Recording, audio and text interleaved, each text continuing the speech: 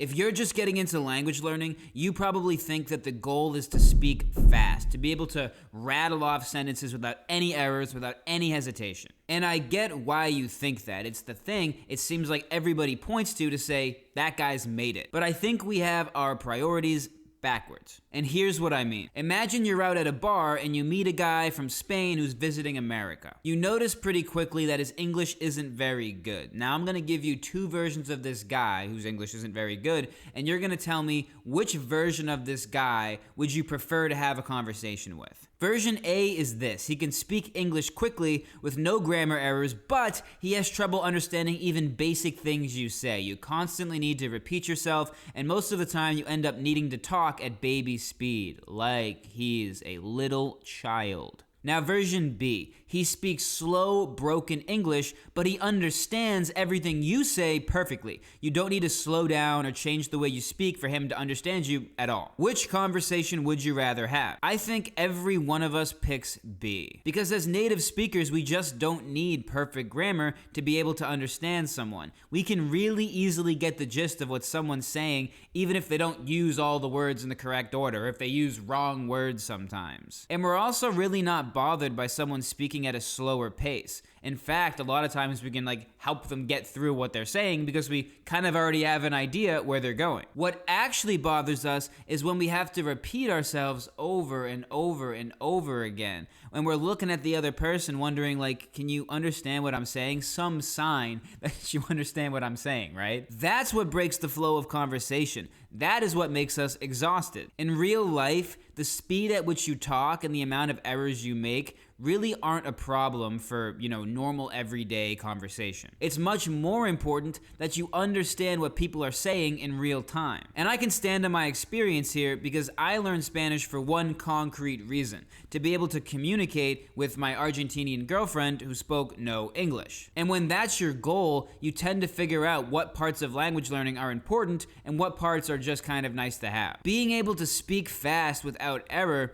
would be a nice to have, but it's never really essential. To get my point across, I could always point at things. I could rephrase. I could just speak broken Spanish. I had 100 different ways to fumble through a sentence until she understood what I was trying to say. But there was no fumbling my way to understanding her, because native speakers talk fast and they use the language in ways that you would just never see in a language learning app or in a textbook. Words in native speech don't announce themselves to you one by one. They crash into each other. They blur together. Native speakers drop sounds entirely. Let me show you what I mean in Spanish specifically. We're gonna play a clip from a song that I really love. It's called Pobrecito mi patrón. Pobrecito mi patrón, piensa que el pobre soy yo. As a native English speaker, you might hear piensa que el pobre soy yo. But what he's actually singing is piensa que el pobre soy yo. Piensa que el pobre soy yo. That's what we call natural connected speech, and it's simply how all Spanish is spoken in real life. And you don't learn this by looking up words, you learn this by encountering real, authentic native speech. The reason I picked that example is because I used to hear that in the English broken way. But now when I hear it, I actually can't remember how I used to hear it, because now I just hear correct spoken Spanish. But when I first started out and I really only knew, words as little separate units, I really could not understand what he was saying. So to me, it's just a really powerful demonstration of how important it is to really have tons and tons of exposure. So if listening is the important part of language learning, then why is everybody so obsessed with speaking? I think it comes down to how language learning gets presented online. Somebody claims to have gotten fluent in 3 months, and the proof is always the same: a clip of them walking up to locals in another country and rattling off a few smooth sentences. And it looks incredible to the average person. But here's the thing nobody points out. Being able to speak fast and fluently on camera does not mean you have a deep understanding of the language. It could mean that, but it could also mean that that person just spent a really long time drilling certain phrases and topics to look impressive on a camera. Speaking fast, grammatically correct sentences makes you look really impressive in a 30-second clip, but it's not the same thing as a functional, durable ability to produce the language authentically when you need to. And that kind of ability only ever really comes from one place: a deep understanding of how the language actually works. And here's the reason that that distinction matters so much. The reality of speaking is that you can cheat. We all cheat. Whenever there's something we need to say and we don't know how to say it, we look it up. You need to order food at a restaurant? Look it up. You need to learn how to say "pardon me"? Look it up. Anytime you need a specific phrase for a specific situation, well, you can just look it up on your phone. It's right there.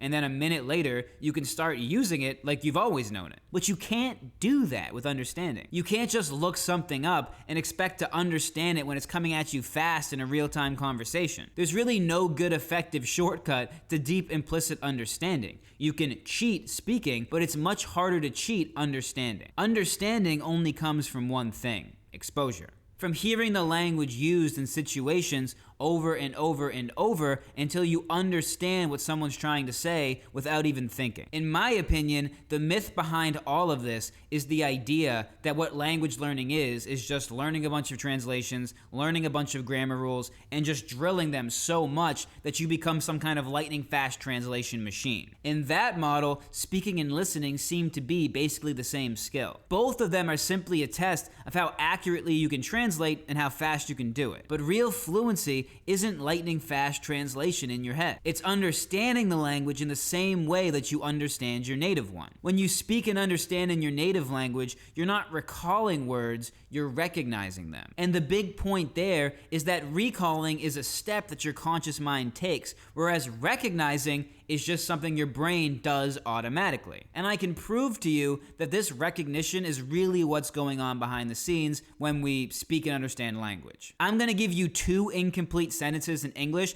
and I want you to actively try not to understand them. Try to not fill in the blanks here. He got down on one knee, reached into his pocket, and pulled out the... She blew out the candles, and everybody started to sing happy...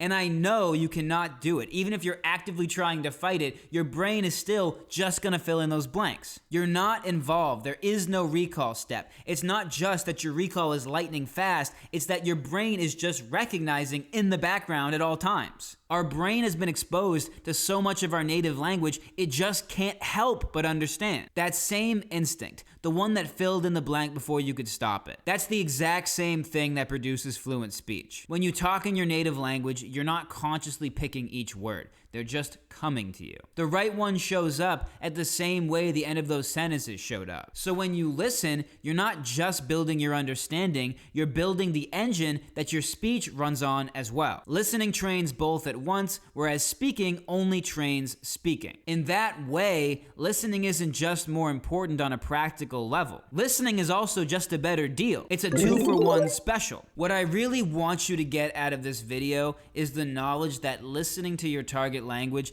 is the most valuable thing you can do to grow in language learning. Not studying it, not drilling it, not practicing speaking it, listening to it. Understanding a language is not something we think our way to, it's not something we recite our way to, it's not something we recall our way to, and it's not something we speak our way to. It's something we absorb from outside of us through exposure. It's not something we construct in our own minds. So what are the next steps? If listening is more important than speaking, what am I recommending that you do? I'm recommending that you simply watch a video in the language you're trying to learn. Click the link in the description to go to my website, then click the Go to App button when you get to the home page. Choose the language you're learning, find a super beginner video in that language, and just start watching. If you don't understand it, transcribe it and follow the transcription. If you need translations, use the translation modal. All the tools you need to make progress in your target language are all right there.